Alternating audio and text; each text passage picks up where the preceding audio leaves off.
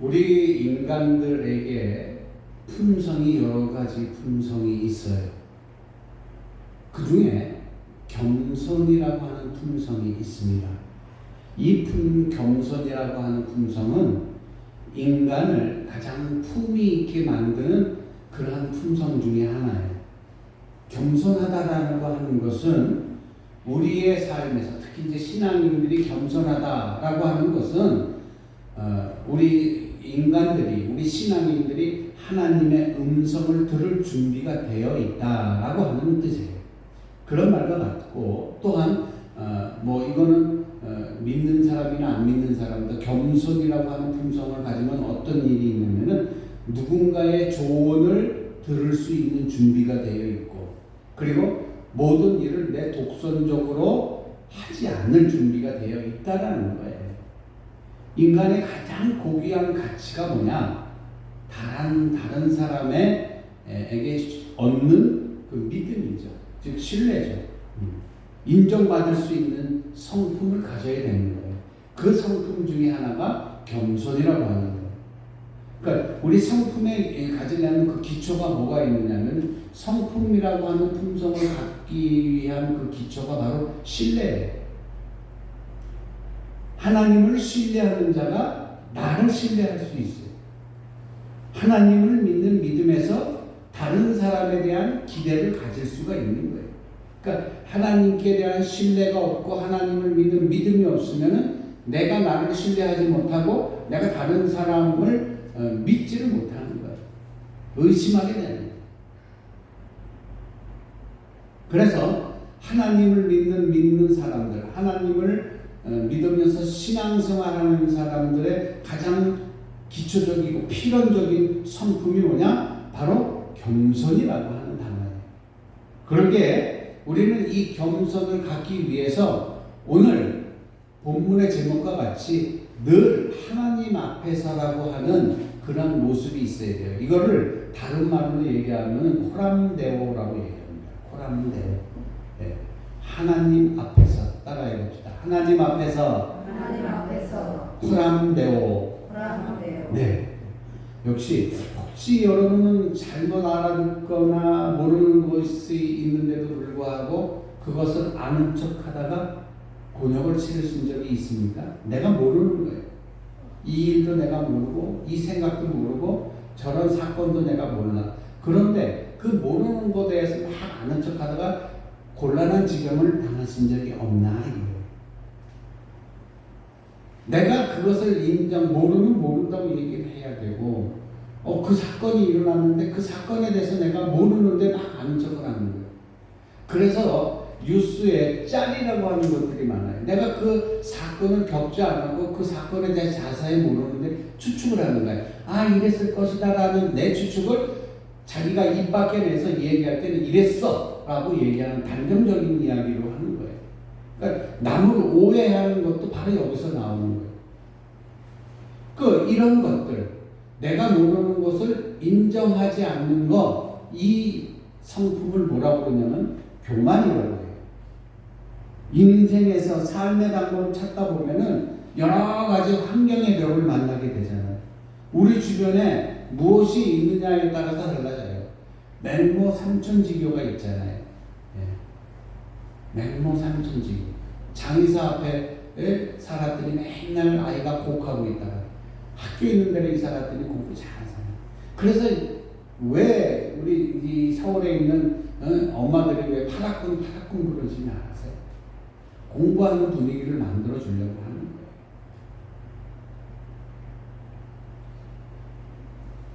우리 주변에 무엇이 있느냐에 따라서 내 삶의 환경에 변화를 주는 거예요.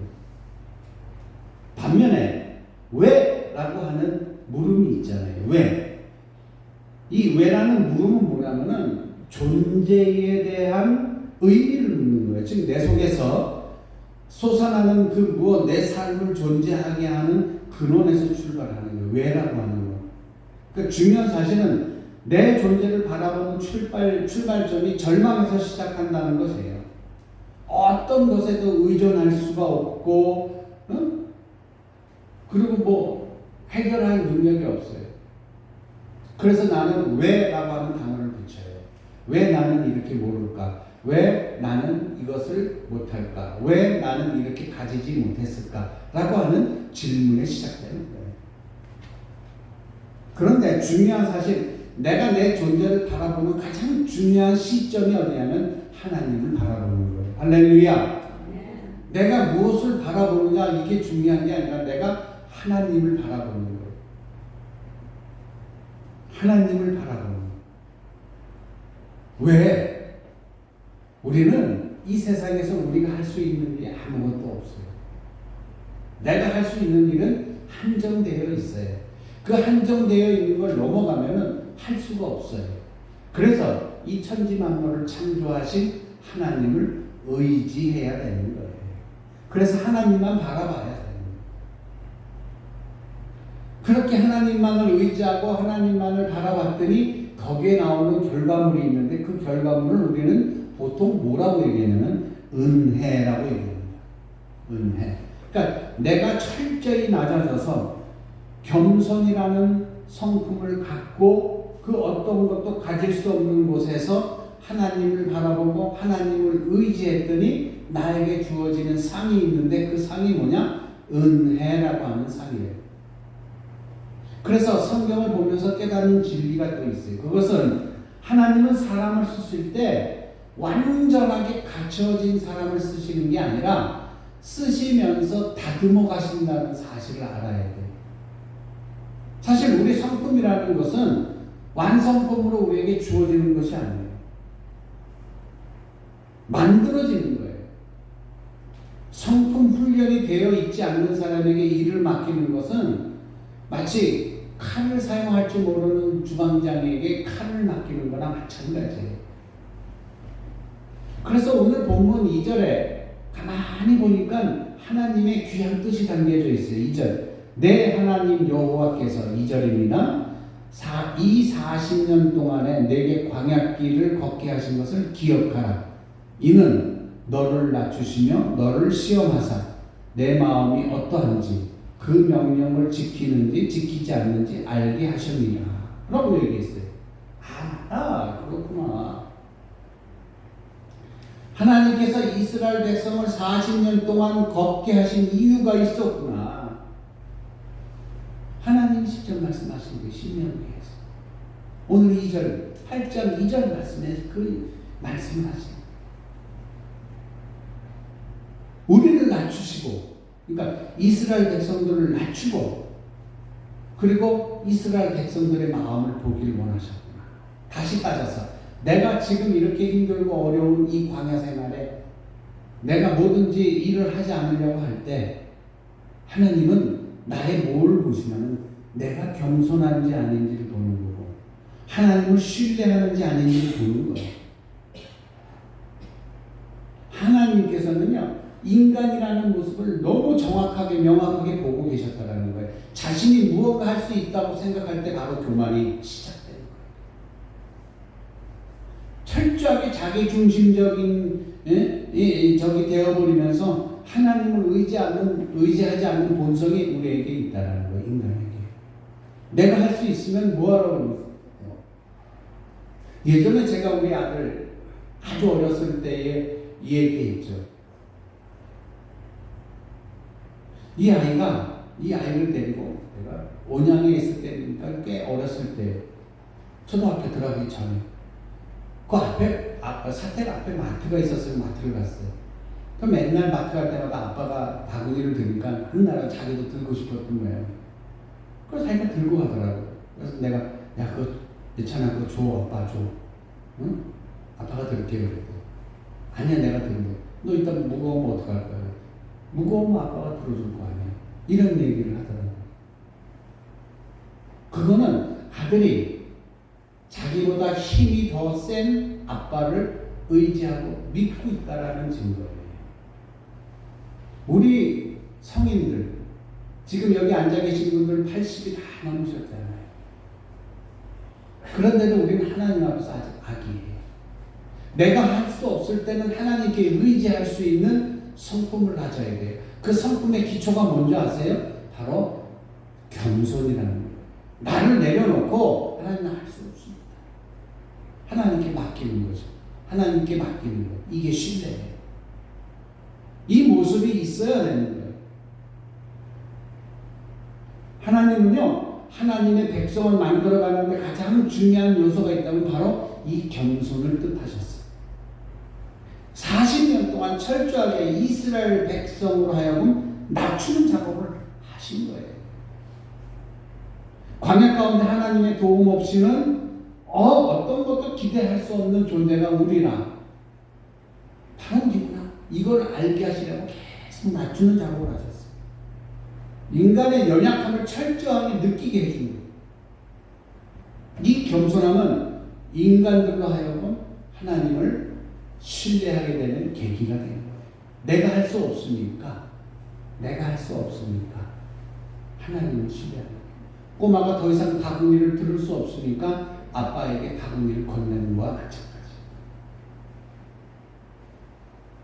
이제 축복의 땅, 가나안 땅을 앞에 놓고 모세가 이 이스라엘 백성에 대해서 가장 걱정하고 두려워했던 게 뭔지 아십니까? 읽기 쉬운 성경 민수기 8장 14절에 보면은 두렵건대라고 시작해요. 8장 14절에 한번 볼까요? 마음이 교만하여 내 하나님 여호와를 잊어버릴까 염려하노라. 여호와는 너를 애굽 땅 종되었던 집에서 이끌어내시고, 우리가 읽는 이 개역 개정에는 두렵건대라는 이야기가 빠졌어요. 근데 이 한글로 이해하기 쉬운 개역 성경에 보면은 개역 성경에 보면 두렵건대라고 하는 말로 시작해요. 신명기 8장 처음부터 시작되는 구절과 이 두렵건대가 연결되어 있습니다. 하나님께서 약속해 주셨던 그 땅을 얻게 될 때, 모든 것이 풍족하게 될 때, 더는 하나님 도움 없이도 살아갈 수 있다라고 하는 교만이 생기는 거예요. 이것을 모세가 두려워했던 거예요. 그래서 모세가 이 14절을 기록한 거예요. 그래서 14절을 보면 두렵건대는 없지만 내 마음이 이스라엘 백성들을 얘기하는 거예요. 너희들 마음이 교만하여 하고 쭉 나가다가 중간에 뭐라고 했어요? 뭐를 잃어버릴까? 여호와 하나님을 잊어버릴까? 내가 풍족하게 되니까 이제는 하나님이 필요 없는 거예요. 내가 쓸 거 다 쓰고 먹을 거 다 먹고 입을 거 다 입으니까. 그때 그런 것이 염려가 됐던 거예요. 이게 모세의 생각이었어요.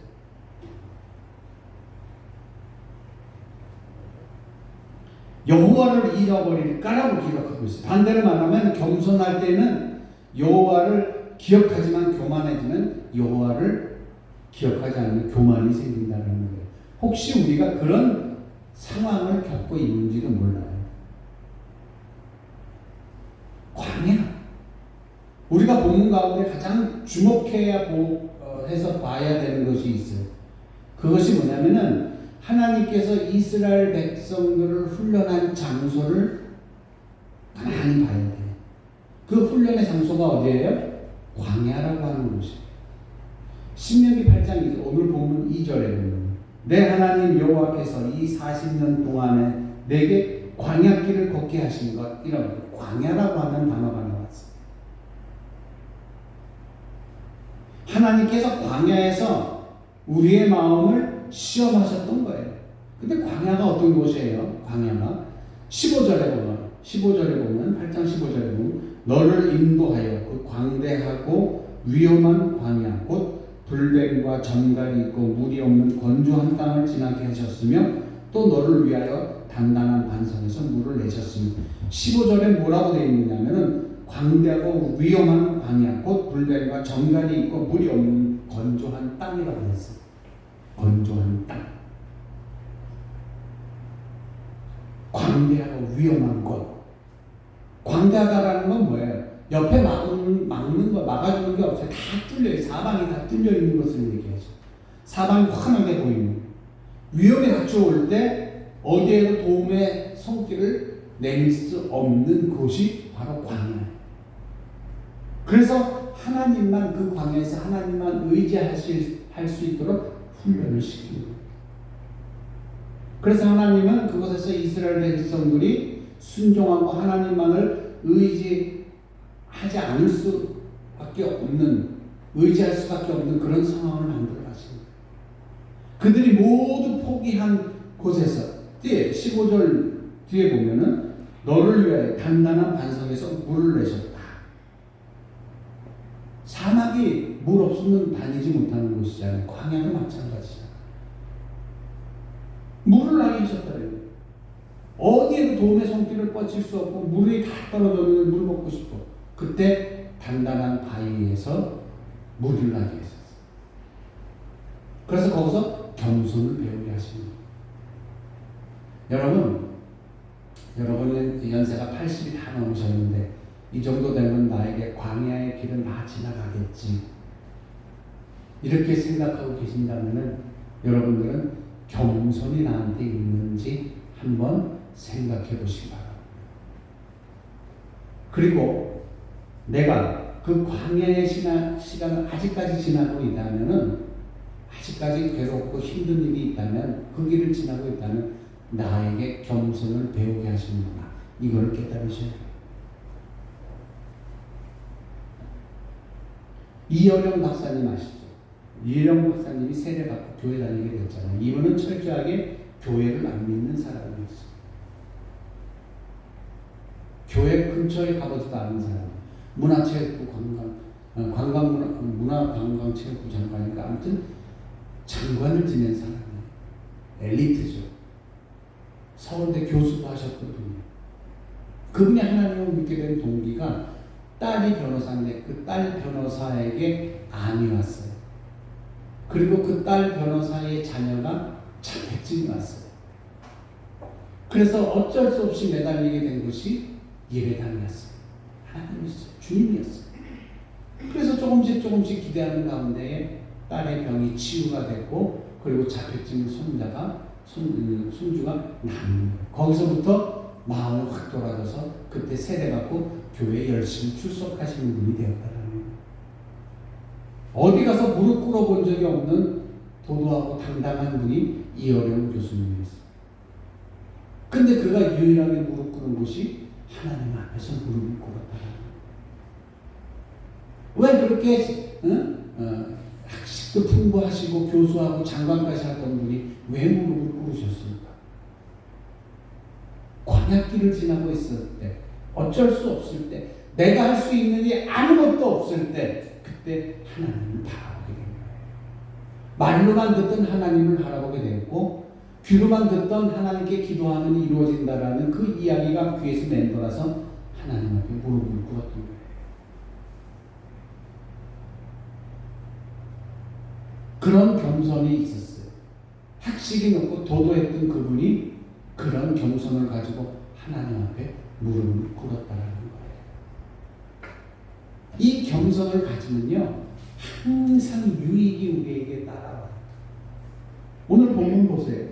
하나님께서 왜 이스라엘 백성으로 하여금 겸손하기를 원하실까? 이거는 하나님 당신을 위한 것이 아니라 이스라엘 백성을 향한 하나님의 위대한 손길이라는 사실이에요. 오늘 본문에서 깨닫는 것이 있어요. 삶이라는 게 내가 좋고 내가 쉽고 내가 당연한 대로 살아가는 것이 아니면 인정하는 거예요. 삶이라는 거. 그것이 성품이라는 사실. 성품은 그분을 내 형상대로 바꾸는 것이 아니라 내가 그분의 형상에 맞추는 거예요.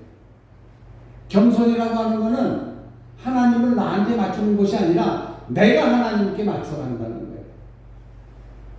하나님을 따르는 사람으로 자처하면서 생활 방식을 고쳐나가는 거예요. 내 가치관도 고쳐가고 내 기준점도 고쳐가는 거예요. 다 어떻게? 내 생활 방식도 하나님의 생활 방식, 하나님이 하시는 하나님의 말씀대로. 모든 기준은 하나님의 생각과 하나님의 계획이에요. 그래서 내가 하나님을 의지하며 살아간다는 사실이에요. 그러면 겸손의 성품이 우리에게 주는 유익이 과연 그럼 뭐예요?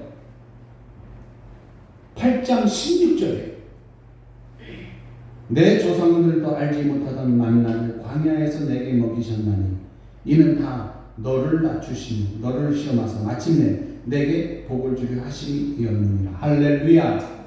뭐라고 되어 있어요? 신명기 8장 16절에 내 조상들도 이스라엘 백성들아 이렇게 했던 것은 내 조상들도 알지 못했던 만나를 주었다는 거예요. 배고파서 먹을 게 없을 때 만나를 주셨죠. 다 너를 낮추고 너를 시험하사 마침내 끝에는 16절 마지막에는 뭐라고 그랬어요? 내게 뭐를 주려고? 복을 주려고. 복을 주려고. 할렐루야. 하나님의 이 음성이 오늘 예배드리는 여러분 귓가에 들리시길 주의 이름으로 축원합니다. 내가 내게 복을 주려고 이 말씀을 들려준다 라는 이 하나님의 세미한 음성이 여러분 귓가에 울려 퍼지기를 간절히 바랍니다. 여러분 혹시 매니큐어 칠하시는 분이 있으세요? 여러분 어떨 때 매니큐어 바르세요? 제 아내가 결혼하고 나서부터 결혼 전에는 내가 매니큐어를 발랐는지 안 발랐는지 그 손을 자세히 못 봤어요. 얼굴만 보느라고. 얼굴만 보느라고 손을 못 봐서 매니큐어를 발랐는지 안 발랐는지 내가 몰랐어요. 얼굴이 워낙 이쁘니까. 근데 매니큐어를 바르신 적이 있다면은 매니큐어를 바르려면은 한 번 바르고 나서 또 다른 색 바르면은 지워야 되죠. 그 위에 덧바르는 게 아니죠. 지워야 됩니다. 또 가구를 새로 들여오거나 가구를 새로 칠하지. 예전에 우리 어르신들께서 가구 다 칠하셨잖아요. 옷도 칠하고 그랬잖아요. 먼저 우리가 이제 담벼락도 저거 새로 어떻게 좀 잘 해보려고 근데 하려면 저기에 묻어있는 때들을 싹 벗겨내 지워내야 돼. 그래야지 받아놔도 더 떨어지지 않는 거예요. 페인트를 집에 바를 때도 예전에 있던 페인트는 다 벗겨내잖아요. 그렇죠? 그리고 새로 하는 거잖아요. 자동차에 새로운 색을 입히더라도 그 색을 다 벗겨내고 그리고 다시 입히는 거예요. 바로 겸손이라는 것이 이런 거랑 똑같아요. 겸손이라는 페인트를 우리에게 바르려면은 이전에 있던 내 고집과 내 아집, 나의 그 성품을 모두 지워내야 돼요.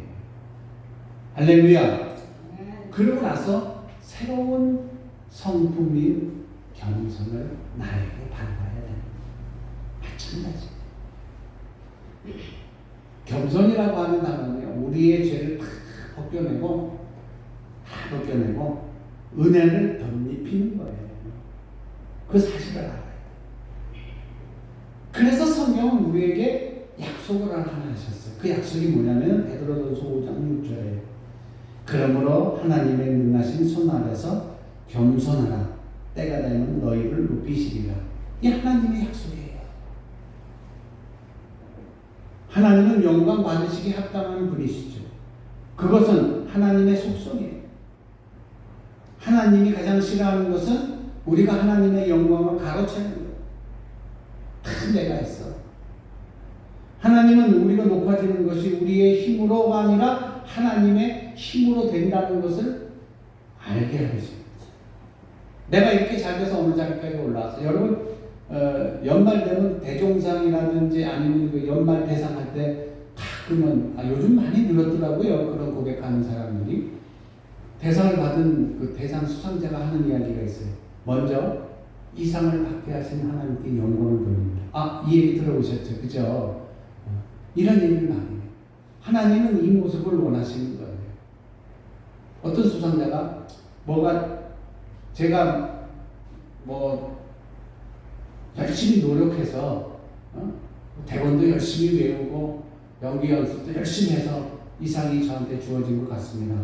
이 상을 받도록 해준 우리 스태프들에게 하나님은 이걸 원하는 게 아니에요. 그래서 하나님을 믿는 사람들이 가만히 보면은요, 가끔 TV에서 중요한 역할을 맡게 돼요. 맨 처음에는 단역도 안 맡고 엑스트라였던 사람이 갑자기 하나님이 쓰시는 사람들이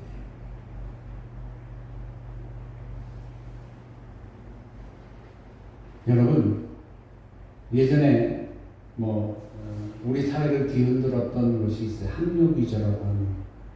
이건 교만이에요. 왜 학력을 위주합니까? 저는 위주 안 해요. 이거는 자기를 과장하려는 욕구에서 나오는 교만이에요. 우리나라 말에 있잖아요. 여기 농사하시는 분들 있잖아요. 벼가 익으면 익을수록 어떻게 된다고요? 그렇죠. 이게 겸손이에요. 나에게 들은 것이 많을수록 처벌하게. 학력은요, 이 당시에 사회를 들뜨게 떠들썩하게 했던 이 학력 위조하는 사람들은요, 다른 사람들과 비교했을 때 안 되니까, 자기가 안 되니까 위조하는 거예요. 자기 컴플렉스. 그렇다면은 학력도 가지지 못한 우리가 이런 환경과 상황 속에서 우리는 어떻게 해야 되냐? 우리의 인생이 우리의 가진 것으로 되는 것이 아님을 인정해야 돼. 내 인생이 내가 가진 것으로만 다 되는 것이 아님을 인정해야 돼. 하나님의 도우심을 구해야 돼. 하나님 앞에 무릎 꿇고 기뻐하는 모습이 필요하다는 거죠.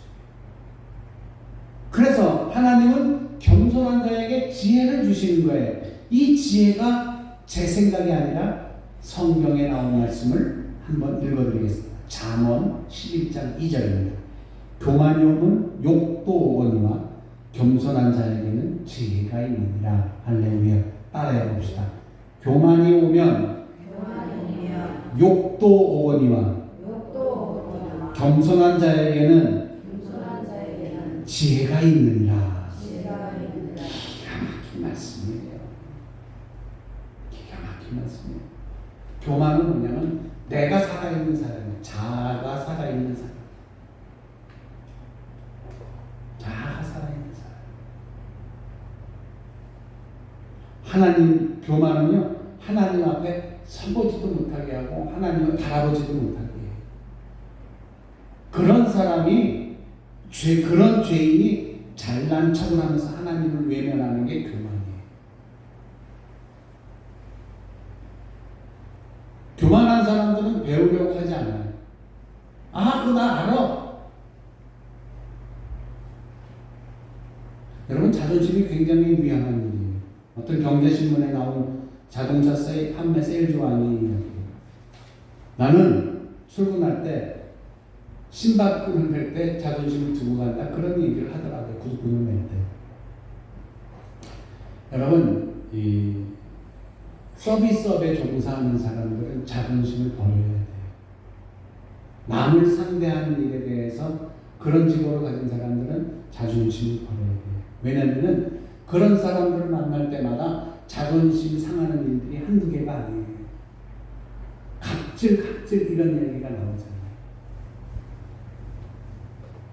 어디 판매 종업원 주제에 막 이런 이야기를 하잖아요. 여러분이 하나님 앞에 설 때에 어떤 모습으로 서 있길 원하십니까? 하나님 앞에 설 때 여러분의 자존심을 흑것 나는 하나님 가진 것도 이만큼 있고 배운 것도 이만큼 배웠고 건강도 이렇게 건강하고 이런 거 내세우실 것입니까? 그런 걸 또 하나님 앞에 확인받길 원하십니까? 우리가 하나님 앞에 서는 것은 내 할 말을 하는 게 아니에요. 내가 하나님 앞에 선다는 이야기는 내가 하나님 앞에 선다는 것은 내 할 말을 하나님 앞에 하는 게 아니라 내가 하나님 앞에 들을 말을 듣는 게 하나님 앞에 서는 거예요. 하나님 앞에서 오늘 제목 하나님 앞에서 이 이야기는 뭐냐? 하나님 앞에서 내가 내 할 말을 하는 것이 아니라 내가 하나님의 말을 듣는 모습이에요. 그 모습으로 하나님 앞에 서야 돼요. 오늘 말씀 중에 다른 건 다 잊어버리더라도 기억하나 합시다. 하나님은요, 겸손한 자에게 특권을 주시는데 부흥의 특권, 그리고 성장의 특권, 그리고 지혜의 특권을 주십니다.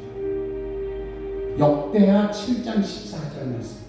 내 이름으로 일컫는 내 백성이 그들의 악한 길에서 떠나 스스로 낮추고 기도하며 내 얼굴을 찾으면 내가 하늘에서 듣고 그들의 죄를 사하고 그들의 땅을 고치리라. 할렐루야. 이게 하나님의 말씀입니다. 부흥이라고 하는 단어가 뭘까요? 메마른 땅에서 샘물이 나는 거예요. 이 땅의 황무함과 우상들을 쳐부수고 하나님의 나라가 다시 시작되는 거예요. 여러분은 어떤 죄악에 빠져 있습니까? 여러분은 어떤 마음으로 하나님 앞에 서십니까?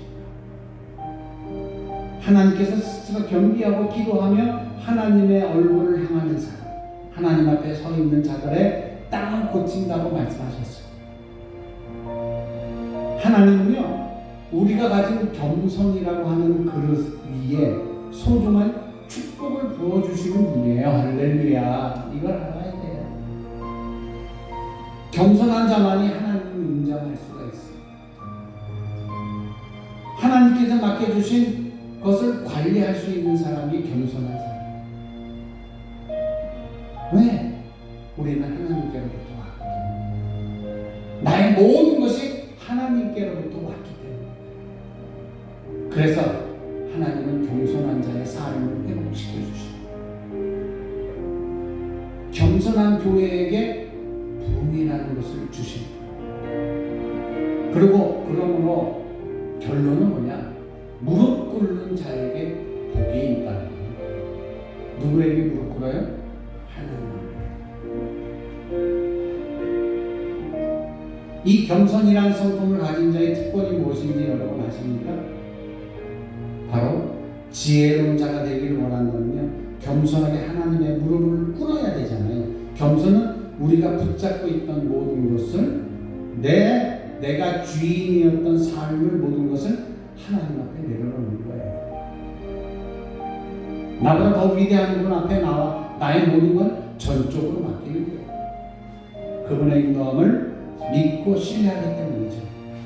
그래서 성품의 기초는 바로 신뢰와 겸손이라는 거예요. 그렇게 우리는 늘 우리 삶이 하나님 앞에서 내 할 말을 하는 하나님 앞에서가 아니라 하나님의 말씀을 듣는 모습의 하나님 앞에서, 즉 코람데오의 삶으로 겸손한 삶을 살아야 될 것입니다. 이 시간에 함께 기도합니다. 뭐라고 기도하냐? 그냥 이렇게 기도하세요. 겸손한 자가 되게 해주십시오. 교만하지 않고 겸손한 자가 해주십시오. 이렇게 기도하세요. 지금 얘기했잖아요. 교만하지 않고 겸손하게 해주세요. 이거 한 20-30분 그냥 속으로 되뇌이시기 바랍니다. 다 같이 고개 숙이시고 눈 감으시고, 고개 숙이시겠습니다.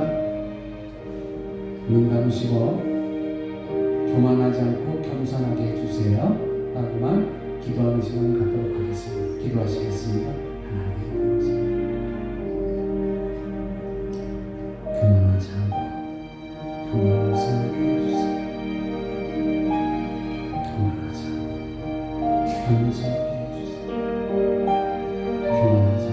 겸손하게 해주세요. 교만하지 예수 그리스도 이름으로